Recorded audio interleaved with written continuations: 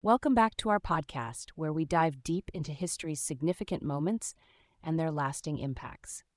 I'm Elena, your host, and today I'm joined by Anna, an expert on African history.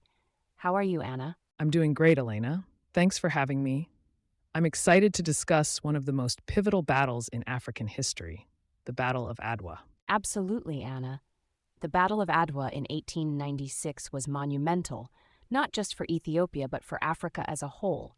It challenged the common colonial narrative that Africa was merely up for grabs by European powers. Can you give us a brief overview of what happened during this battle? Certainly. The Battle of Adwa happened on March 1st and 6, 1896, in northern Ethiopia. It was essentially a showdown between Italy, which aimed to establish its colonial foothold in Ethiopia, and Ethiopian forces under Emperor Menelik II. Against all odds, the Ethiopians won, marking a significant victory over Italy and securing Ethiopia's status as an independent and sovereign state amidst rampant colonization in Africa. That's incredible. And this victory wasn't just about military strategy, right? It symbolized Ethiopia's emergence as a modern nation. Exactly. Menelik's victory resonated globally because it demonstrated that African nations weren't passive recipients of European dominance. Moreover, it pushed European countries and even Italy to diplomatically recognize Ethiopia's sovereignty, something that hadn't been done for an African nation during the colonial scramble for Africa. And the scramble for Africa was a chaotic period, wasn't it?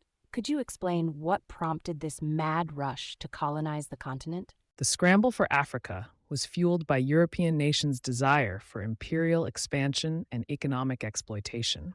Between 1884 and 1885, nations like Britain and France were actively dividing up African territories at the Berlin Conference, driven by competition and the economic benefits they hoped to gain from colonization.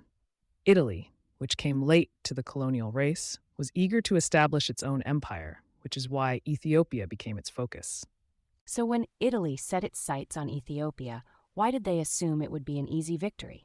Many European powers underestimated Ethiopia because they viewed African military forces as less disciplined and equipped compared to their own.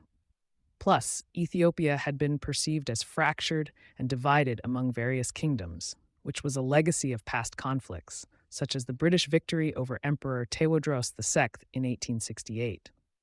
However, Italy didn't account for the significant reforms Ethiopia underwent under Emperor Menelik II. The underestimation of Menelik II was a critical oversight then. How did Menelik manage to unify Ethiopia so effectively?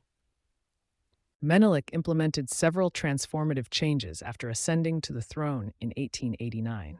He unified the country's various political entities and consolidated power, which strengthened national identity. More impressively, he reformed Ethiopia's economic systems, improving taxation and mobilizing resources, which allowed him to raise a formidable military force that not only rivaled but outnumbered the Italian forces. It's fascinating how Menelik's strategy and foresight were pivotal. And the victory at Adwa wasn't just about numbers, right? There were logistical triumphs involved as well. Absolutely, Elena. Menelik's success also rested on brilliant strategic planning and diplomacy.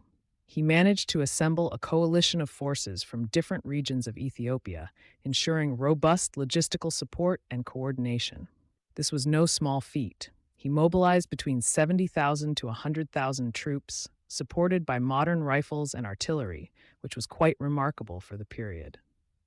It's amazing how Menelik's strategies parallel those seen in other historical conflicts. Reminds me of Israel's preparation before the Yom Kippur War, where initially underestimated forces managed to surprise their opponents. That's a great parallel.